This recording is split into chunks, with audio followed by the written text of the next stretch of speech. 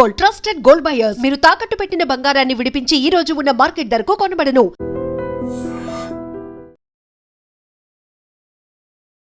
TRS అధినేత్రి Kalvakuntla కవితకు ఒక big shock తగిలిందని చెప్పాలి. కేంద్ర ఎన్నికల సంఘం ఒక లెటర్ టీఆర్ఎస్ పార్టీకి పంపించింది. ఆ లెటర్లో ఏముందంటే టీఆర్ఎస్ పార్టీ మీద చాలా అభ్యంతరాలు వచ్చాయి. దాదాపు 700కు పైగా అభ్యంతరాలు అనేవి టీఆర్ఎస్ పార్టీ పేరు మీద వచ్చాయి.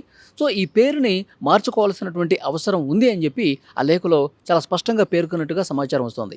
బీఆర్ఎస్ పార్టీ అలాగే మహారాష్ట్రలో ఉన్నటువంటి ఒక పార్టీ, ఇక్కడ తెలంగాణలో ఉన్నటువంటి కొంతమంది ప్రజల నుంచి అభ్యంతరాలు వచ్చాయి. బీఆర్ఎస్ నుంచి వచ్చినటువంటి ప్రధానమైనటువంటి అభ్యంతరం ఏంటంటే టీఆర్ఎస్ అనేది గతంలో మాకు ఉన్నటువంటి పేరు, మేము టీఆర్ఎస్ని బీఆర్ఎస్గా మార్చుకున్నాం. అయితే తెలంగాణ ఉద్యమ సమయం నుంచి ఒక సెంటిమెంట్ అనేది ఉంది. కేసీఆర్ గారికి ఉద్యమం నడిపించినటువంటి వాళ్ళకి టీఆర్ఎస్ పేరుతో ఒక మంచి అనుబంధం అనేది ఉంది.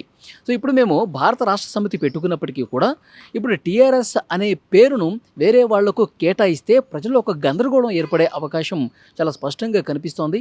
ఇంకొకటి, నిబంధనల ప్రకారం కూడా ఏదైనా ఒక పార్టీకి సంబంధించి వాళ్ళు పేరు మార్చుకున్నా లేకపోతే ఆ పార్టీ వేరే పార్టీలో విలీనమైనా సరే 10 సంవత్సరాల వరకు ఆ పేరును వేరొకరికి ఇవ్వకూడదు అనేటువంటి ఒక నిబంధన కూడా ఉంది. సో వీటన్నిటిని పరిగణలోకి తీసుకుని టీఆర్ఎస్ని 10 సంవత్సరాల వరకు మేము ఎప్పుడైతే బీఆర్ఎస్గా మార్చామో అప్పటి నుంచి 10 సంవత్సరాల వరకు ఈ పేరుని వేరొకళ్ళకి కేటాయించకూడదు అని చెప్పి చాలా స్పష్టంగా కేంద్ర ఎన్నికల సంఘానికి అభ్యంతరాలు వెళ్ళాయి. అలాగే మహారాష్ట్రలో ఉన్నటువంటి ఒక పార్టీ నుంచి కూడా సేమ్ అభ్యంతరాలు వచ్చాయి. సో వీటన్నిటిని కేంద్ర ఎన్నికల సంఘం పరిగణలోకి తీసుకుని 15 రోజుల్లోగా మీరు ఈ టీఆర్ఎస్ పేరు కాకుండా మరొక 3 ప్రత్యామ్నాయ పేర్లు అందించాల్సిందిగా అందులో కోరినటువంటి పరిస్థితి ఉంది. ఒకవేళ 15 రోజుల్లోగా మీ నుంచి ఎటువంటి స్పందన రాకపోతే కనుక మీరు టీఆర్ఎస్ పార్టీని ఓకే చేయాలని చెప్పి ఏదైతే దరఖాస్తు పెట్టుకున్నారో, మా పార్టీ పేరు టీఆర్ఎస్గా మీరు పరిగణలోకి తీసుకుని ఈ పేరును మాకు కేటాయించాలని చెప్పి ఏదైతే దరఖాస్తు పెట్టుకున్నారో ఆ దరఖాస్తుని మేము రద్దు చేయాల్సినటువంటి పరిస్థితి ఉంటుంది. కాబట్టి 2 వారాలు లేదా 15 రోజుల్లో టీఆర్ఎస్ పేరు బదులు ఇంకొక 3 పేర్లను ఫస్ట్ ప్రయారిటీ కింద ఏ పేరు ఇస్తారు, తర్వాత సెకండ్ ప్రయారిటీ కింద ఏ పేరు సూచిస్తారు, మూడో ప్రయారిటీ కింద ఏంటిది అనేది ఈ మరొక 3 పేర్లను ఇవ్వాల్సిందిగా కేంద్ర ఎన్నికల సంఘం ఈరోజు టీఆర్ఎస్ పార్టీకి పంపించినటువంటి ఆ లేఖలో ఉన్నట్టుగా తెలుస్తోంది. మరి కల్వకుంట్ల కవిత దీని మీద ఏ విధంగా రియాక్ట్ అవుతారు? కల్వకుంట్ల కవిత ఇప్పుడు మరొక ప్రత్యామ్నాయటువంటి 3 పేర్లు ఇస్తారా?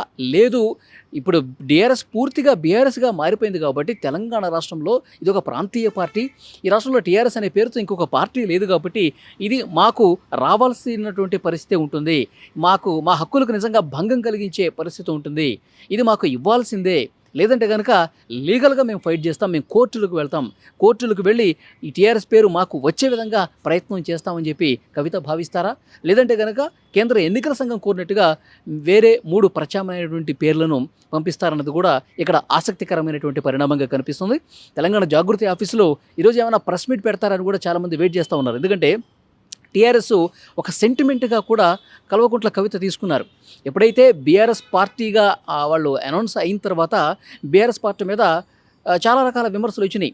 అసలు తెలంగాణ ఉద్యమం నడిపించిందే టీఆర్ఎస్ అనే పేరుతో, తెలంగాణ వచ్చిన తర్వాత ఆ సెంటిమెంట్ను పూర్తిగా కల్వకుంట్ల చంద్రశేఖరరావు గారు తీసేశారు, ఆ సెంటిమెంట్ని పూర్తిగా వదిలేసుకున్నారు, తెలంగాణ ఆ తత్వం ఏదైతే ఉందో దాన్ని పూర్తిగా దూరం చేసుకున్నారో అందుకే ఆ పార్టీకి వ్యతిరేకమైనటువంటి ఫలితాలు వచ్చినాయి. అందుకే 2023లో ఆ పార్టీ ఓడిపోయింది. 2024లో జరిగినటువంటి లోక్సభ ఎన్నికల్లో కూడా ఆ పార్టీకి కనీసం ఒక్క స్థానం కూడా రాలేదు. ఇటీవల జరిగినటువంటి స్థానిక సంస్థల ఎన్నికలు కావచ్చు, జూబ్లీ హిల్స్ కావచ్చు, ఏ ఎన్నికల్లో అయినా సరే బీఆర్ఎస్కి వ్యతిరేకమైనటువంటి ఫలితాలు ఎందుకు వస్తున్నాయంటే తెలంగాణ సెంటిమెంట్ని వదిలేసుకున్నారు.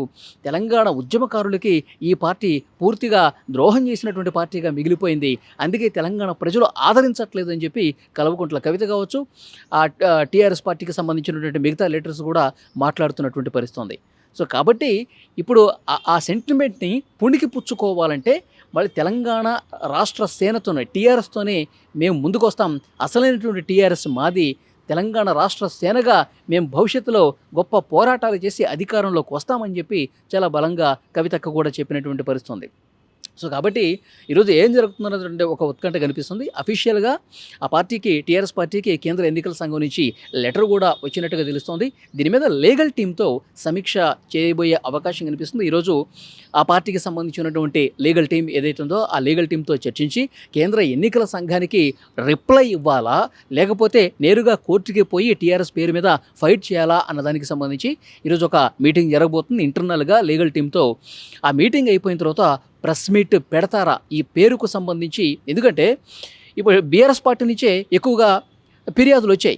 700కు పైగా ఫిర్యాదుల్లో దాదాపు 600కు పైగా ఫిర్యాదులు కేవలం బీఆర్ఎస్ పార్టీ నుంచే వచ్చాయి. ఎందుకంటే బీఆర్ఎస్ పార్టీకి ఒక భయం పట్టుకుంది. ఎప్పుడైతే కల్వకుంట్ల కవిత గారు టీఆర్ఎస్ అనే పేరుని అనౌన్స్ చేశారో అప్పుడే బీఆర్ఎస్కి భయం పట్టుకుంది. ఎందుకంటే మన టీఆర్ఎస్ మనం గతంలో కూడా చూసాం, కేటీఆర్ కావచ్చు, ఇంకా చాలామంది ఆ పార్టీకి సంబంధించిన నాయకులు మళ్ళీ బీఆర్ఎస్ని టీఆర్ఎస్గా మార్చేయబోతున్నాం. ఎందుకంటే ప్రజల్లో కూడా ఆ సెంటిమెంట్ ఉంది కాబట్టి టీఆర్ఎస్ పార్టీ కార్యకర్తల నుంచి కూడా, బీఆర్ఎస్ కార్యకర్తల నుంచి కూడా పెద్ద ఎత్తున ఆ పేరు మళ్ళీ రావాలి, మన టీఆర్ఎస్ మనకుంటేనే మళ్ళీ మనం ప్రజల్లోకి బలంగా వెళ్ళగలం, మళ్ళీ మనం గెలవగలం అన్నటువంటి ఆ సెంటిమెంట్ భావన కార్యకర్తల నుంచి కూడా విపరీతమైనటువంటి ఫోర్సు పార్టీ ఆ అగ్రనాయకత్వం మీద ఉంది కాబట్టి కేటీఆర్ కూడా ఒకసారి స్పందించారు. సో ఏమో ఆలోచిస్తున్నాం, ఒకవేళ మారినా మారచ్చు, కేసీఆర్ గారు ఎలాంటి నిర్ణయం తీసుకుంటారో చూడాలి అని కేటీఆర్ ఒక సందర్భంలో అన్నారు. సో అంటే దీన్ని బట్టి అర్థం చేసుకోవాలి, టీఆర్ఎస్ అనే పేరు మీద దాన్ని ఎలాగైనా చేజిక్కించుకోవాలి, లేదంటే కనుక వేరే వాళ్ళకి ఇవ్వకుండా చూడాలి. సో ఈ రెండింటి మీద చాలా బలంగా బీఆర్ఎస్ ఫైట్ చేస్తుంది కాబట్టి కేంద్ర ఎన్నికల సంఘానికి అన్ని ఫిర్యాదులు వెళ్ళినటువంటి పరిస్థితి ఉంది. సో డెఫినెట్గా ఇప్పుడు కల్వకుంట్ల కవిత గారు ఏం చేయబోతున్నారు? కేంద్ర ఎన్నికల సంఘానికి పంపిస్తారా, లేకపోతే కోర్టుకి వెళ్ళి ఫైట్ చేస్తారా అన్నది ఒక ఉత్కంఠ అయితే కనిపిస్తోంది. మొత్తానికి ఒకవేళ ఈరోజు ప్రెస్ మీట్ పెడితే కనుక బీఆర్ఎస్ అగ్రనాయకత్వం మీద నిప్పులు జరిగే అవకాశం కనిపిస్తోంది. పెద్ద ఎత్తున ఫిర్యాదులు వెళ్ళి ఒక భయం పట్టుకుంది కాబట్టి మా టీఆర్ఎస్ మీద కుట్రపూరితంగా వ్యవహరించారు కేటీఆర్, మా పేరు మేము పెట్టుకున్నటువంటి పేరుని మాకు రానియకుండా భయంతో ఒక కుట్ర చేశారు అని ఏమైనా మాట్లాడతారా, లేదంటే కనుక మౌనంగానే ఉండి లీగల్గా ఫైట్ చేస్తారన్నది ఈరోజు సాయంత్రం వరకు తేలే అవకాశం ఉంది.